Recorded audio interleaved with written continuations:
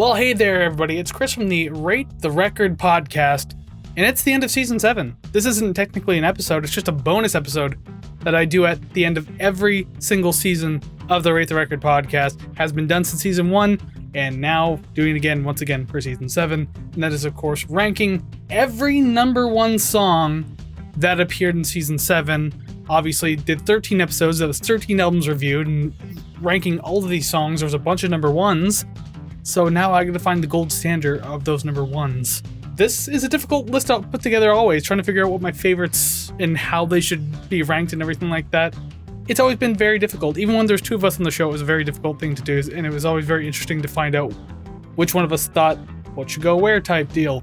Well, anyways, that's what we're doing today, but just before we get started, I'm going to remind you, if you like what you see and or hear today, do not forget to like, subscribe, rate, share, comment, and follow. 6 quick, free, and easy things that you can literally do right now or at any point in this particular video to show your support for the show, the seasons that have been going on, all the albums I've reviewed, everything I've done for this channel. Regardless, even just a little bit, one of those things, a bunch of things, or all the things really truly do help, so thank you very much if you decide to do so. Like, it really does mean a lot to me, and it shows that people like the content that I produce. So once again, thank you very much for choosing to do that. And of course, you can find all the places to do those things over at ratetherecord.ca. That is ratetherecord.ca. Streaming links, social media links, the RTR album chart, so you can find all the albums that have been rated chronologically over there. Arrange them however you want. It's like a Google sheet, so it's very easy to just like click and change things. But you can at least see the chronological order or like a best to worst in that entire list. And of course, the financial option way to support the show. That is the RTR Club.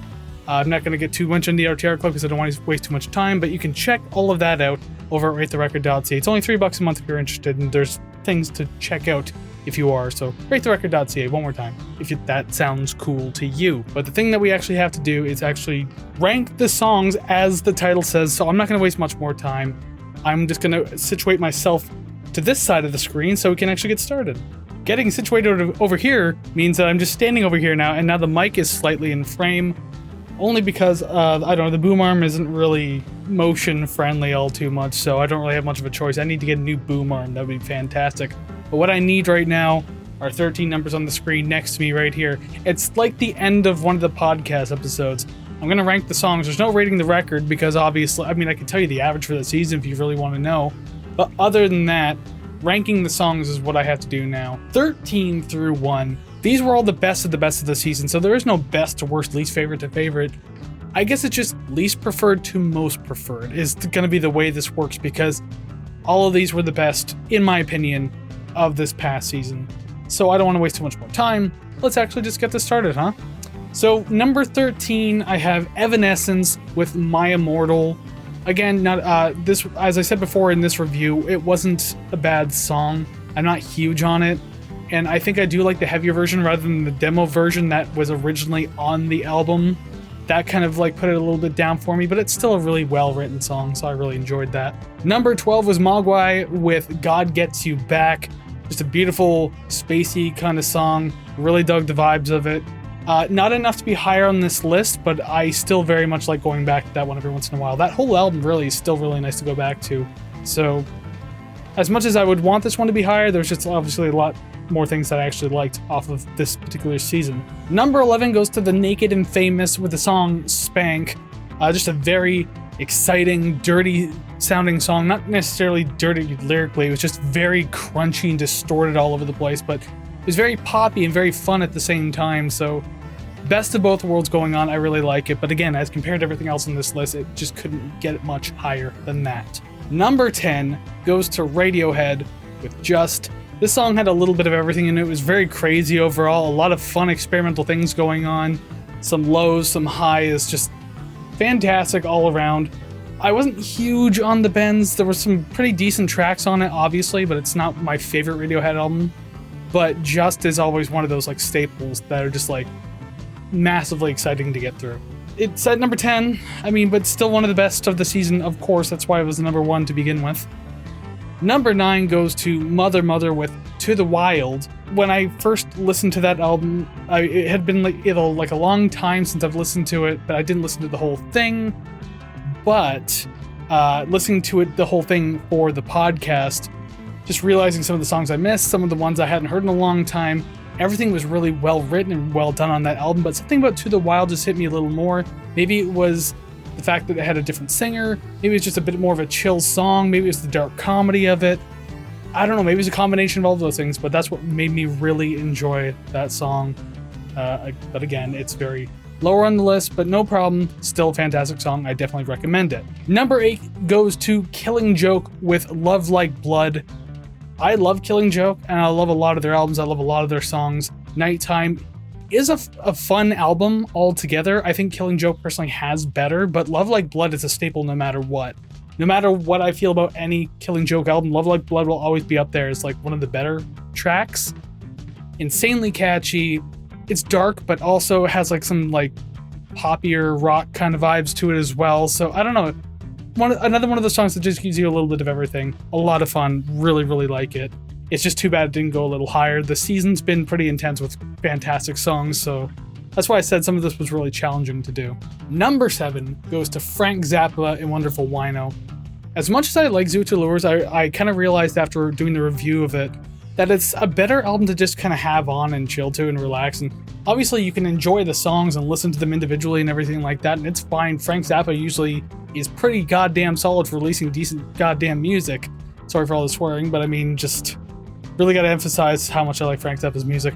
But there's something about Zoo to Lures that I realized that didn't really connect with me as much as other Frank Zappa albums. But Wonderful Wino is always a really fun song. It's just kind of goofy. I love the sound of it. Even like the low vocal tone, as much as it doesn't work across the entire album, really worked in this one, so I really like that. So that's definitely one of the standouts on that album for sure. Number 6 on the list goes to the very first album that I covered for season 7, and that of course is Primus. The album was Frizzle Fry, but the song is Spaghetti Western. This was a weird one to listen to. I mean, granted, I've been aware of this album, this band, this song for a very, very long time, and it always just feels so weird how most of it's like just weird wobbly noises, kind of makes you feel uneasy. It's mostly spoken word, and then it just goes into this jam at the end of the song. There's something about a combination of those two that I just have always really, really dug. It feels heavy at the right points. It feels like it's kind of building up. I don't know. There's just so much about that song that I still really, really enjoy to this day. Spaghetti Western is one of my favorite Primus songs. Not my favorite, but one of my favorites for sure. So song number 5 goes to Queens of the Stone Age with Songs for the Deaf, the actual title track of the album. Now, Song for the Dead is obviously an incredibly fast and exciting, just a highly energetic track, but Song for the Deaf, there's something so much more like, I don't know, menacing and just well crafted about that. It's an excellent closer to the album. Very dark, super fun instrumentals too. Just a lot that I really truly enjoy about the early works of Queens of the Stone Age. And I mean, then that would be followed up soon by Era Vulgaris. I mean, that was like 2 more albums away, but Era Vulgaris is one of my favorite Queens of the Stone Age albums. But with a song like Song for the Deaf, you can kind of see the direction that the band would eventually go in for that kind of thing, and I really, really dig it. So number 4 goes to the last album I did for season 7, and that's of course King Crimson with In the Court of the Crimson King. Only 5 songs on that album, and sometimes it still felt a little challenging even before I went into the album to rank the songs, but obviously I went through my review and I did it properly, or at least properly to what I think. In the Court of the Crimson King is the perfect encompassing track of just a sprawling epic by this band and really kind of showing their true craft. I mean, 21st Century Schizoid Man is just like a crazy, fantastic jam song. Epitaph is super emotionally dense, and you can like just really get lost in that song. But there's something about In the Court of the Crimson King that's just done so much more, and it just feels a little more unsettling, but you can... It's a well-told story. Even the repetition of the chorus coming in so frequently never gets old. It always feels good. It's very catchy too, so what a fantastic song. Number 3 goes to one of the songs I did for the I Love This Song series, and that is April Wine with Silver Dollar, a song that I actually did a video essay for. Didn't make number 1 on this list. That is quite a shocker. But at the same time, it's got the bronze medal on this particular list. Silver Dollar, again, just a wonderfully written track. A pretty simple all-around story, but I think the lyrics are told as well as the instrumentals can play this idea of the story, and you can feel the emotional heaviness through the instrumentals as well too. There's like a lot of different layers that kind of pop in. Some of the best guitar work on the album period happens in this song, so there's just a lot to love about it. So now we're at the silver medal, and the silver medal goes to Soundgarden with the song The Day I Tried to Live. Now, Super Unknown is an album that I had like listened to in its entirety. I feel like I did listen to it when I was younger, but I just don't really remember. So me reviewing it for the podcast, I consider my first full true listen to the album, because this is the only one that I actually remember. And The Day I Tried to Live, like I do remember this song. I've heard it a long time ago, and there's just something about this one that, as much as Black Hole Sun is a masterpiece of a song, there's something about The Day I Tried to Live that entices me a little more. I think it's the hills and valleys of the song getting like quiet, way louder, the intense performances, the super catchy chorus, the odd time signature changes throughout the entire thing. There's always something interesting to look forward to in this track, just as much as Black Hole Sun. But there's something the thing is, I think The Day I Tried to Live just does it a little better in that regard. Whereas Black Hole Sun just feels like a straightforward like rock track masterpiece type deal. The Day I Tried to Live is just like a quirkier version of that, if you will. So there's 13 through 2, my gold medal. Who could have possibly have guessed that my gold medal for season 7 would go to a Nine Inch Nails song? And that is, of course, You Know What You Are from the album With Teeth. And not that I'm trying to be biased, which, I mean, it's so easy to look at that because of how big of a Nine Inch Nails fan I am. But, I mean, songs like this really, really do it for me. This is an incredibly intense, exciting, just pulse-pounding track. Excellent starter to the entire album. Like, fantastic performance all around. Like, the insanely speedy drums from Dave Grohl. Just the super heavy and just powerful chorus that kind of just kicks your ass, like, straight through. And not only that, that final chorus, too, that just feels even more grand and just, like, the biggest, brightest lights just shining and blinding you while you're just being pulverized by sound. I don't know, I really like it, I always have, and that's why I think it deserves to be my number 1 for season 7. There you go, there's the list, the full list, my rankings of season 7 songs. And just because ones are at the bottom and not close enough to the top does not mean that they're bad, because obviously they were good enough to make number 1 for their lists. So kudos to all of these songs for doing a damn good job of entertaining me throughout the entire season, and I hope that they entertained you as well. And that's all I have. That is the wrap up to season 7 right there. All the songs have been ranked. Thank you very much for watching this, and hopefully kind of having your opinions shared too, because I want to hear your opinions about these too. Have you watched season 7 at all? With all the artists I list now and the albums that are the albums that I reviewed from these artists, have you heard them? What are your favorite songs? Do you agree or disagree with my list? What would your list look like? By all means, I want to know this and more down in the comments below. Wherever you happen to be listening, because there's comment sections anywhere, it doesn't really matter. I really want to know your opinions. I think it'd be very exciting. This obviously is a very subjective list, so I mean, take it with a grain of salt, I suppose, because maybe yours will look insanely different from mine, from which band goes where and which song actually ends up appearing. So I'd be super curious to see yours too, so make sure you're doing that. And you can find all the places to do those things, again, over at ratetherecord.ca. That is ratetherecord.ca. Again, the streaming links, social media links, the RTR album chart, and the RTR Club, of course. And then, yeah, social media is where you can also let me know your rankings for songs too. That sounds pretty fun, doesn't it? Just before I cut off now and say, you can leave right now. I'm just going to do like a little bit of a future show news. So if you want to stick around for that, here's your time. If not, thank you very much for joining me. I will see you again next time. NMR's ILTS, and then when season 8 eventually happens. So thank you for joining me. I'll see you again. Take care, friends. And if you're still here, though, thank you for waiting through and hearing the season 8 news that I have, or something of the future of the show. I don't even know if I'm going to call it season 8, to be honest. I haven't decided that yet. So, in the King Crimson episode, I did mention that it was the season finale. I needed to cut off for, just my own sake.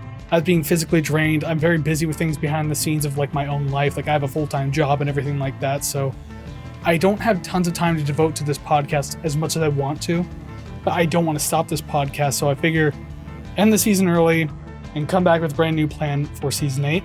As mentioned in the King Crimson episode, I'm going to take a couple of months off, about 2 to 3 months. I will likely be back sometime in late July, maybe even early August. I think that'll give me a good enough time to kind of collect myself and prepare for the next role of the show.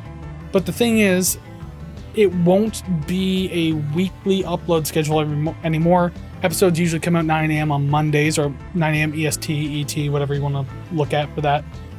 That is how it's been since the beginning, since season 1. So that way I don't crash out too hard and burn out too hard from this podcast and everything like that. It's best that maybe I go to a more sporadic schedule. Now, that doesn't mean you're going to get one episode a month type deal or anything like that, but just no set release dates. I feel like taking the obligation of having release dates is going to make it a lot easier for me to actually get through and finish them. Obviously, I can finish them, and for the RTR Club, still have them up early enough for people to watch before I put them out publicly, so that's not really an issue. But yeah, it's not necessarily going to be Mondays anymore. It could still be released on a Monday, that's fine. It might be released on a Wednesday, a Thursday, a Sunday. Whenever I feel like releasing it, whenever I feel like having one done is when I can have it out. I'm still aiming for something closer to 15 to 20 episodes every 6 months. I think that is a good range to have. That still kind of gives me time off to relax and not think about too much about having to do reviews. But I also want to make this clear that that is subject to change as well. It just depends on what happens moving forward. What my workload looks like. If I can ever possibly get an editor for this show, which is something I've been looking into for a long time. But I don't really have the funds to pay for an editor. That's why it's just me doing everything right now. But the goal is to eventually have an editor, though. So that would definitely cut off some of the workload, which would make doing these reviews a hell of a lot easier and everything like that. So it's all subject to change. But for the foreseeable future, I'm going to go to a sporadic upload schedule. And I hope that's not too inconvenient, because that also means it'll give me more time to maybe do more NMRs, because I know I've been skipping out on those a lot lately, just because I haven't had the energy or time to do it when I'm focusing on the podcast and other things behind the scenes. So I get to do more NMRs, which is really good. I could probably make that weekly, because that's even less work than the podcast, so it shouldn't be that bad. Worst case scenario, it's bi-weekly, but we'll see what happens. We'll see how I feel as I'm kind of adjusting to things. And of course, ILTS videos. I mentioned already, I have a script done. It's just about actually sitting down, recording it, and actually doing all the production for it. I can finally get around to doing that, and maybe having that happen a little more frequently too, maybe one every month or two. Maybe that's a little too ambitious, I don't know. Again, I'm in a settling in position right now, we'll see, but I can definitely have an ILTS video out sooner than later, so long as I'm calming down. Sound good? You're technically still getting more content by having a less scheduled podcast, I guess. Scheduled release date for the podcast. That's the best way I could put it. Okay, that's all. So if you stuck around this long in the video, once again, thank you very much. It truly means the world to me that you actually care that much about what I'm doing. But if you gave up a long time ago, then you're not even here listening to this, so don't even worry about that. It's fine. So I'm going to let you go now. And until I see you again, please spend the first part of the summer before I see you again going to listen to even more awesome music. I'll see you again down the road. Take care, friends.